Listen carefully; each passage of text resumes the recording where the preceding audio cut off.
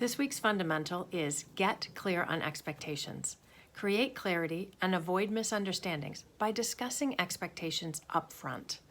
Set expectations for others and ask when you're not clear what they expect of you. End all meetings with clarity about action items, responsibilities, and due dates. This is one of these truly foundational principles.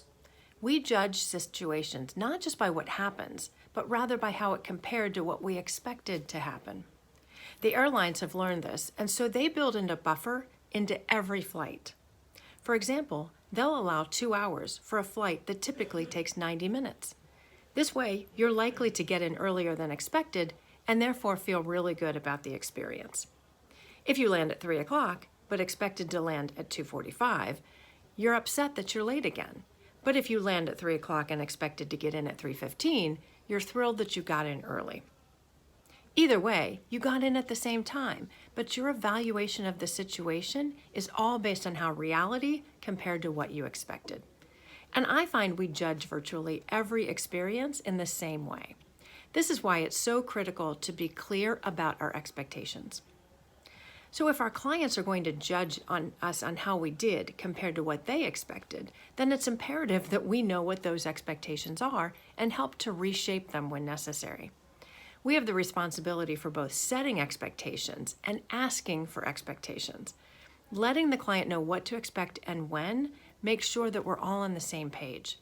And it's equally important to ask them what they're expecting or what they need, especially when we're unclear. Have you ever worked on a project for days or weeks for your manager, only to find that it wasn't at all what they wanted? I definitely have. Getting clear is a two-way street. I often think I'm really clear with others because they nod and tell me they understand, only to find days later that they understood it completely different than I intended.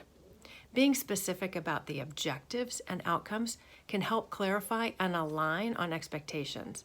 So ask clarifying questions in return to help validate, even when you think you're clear.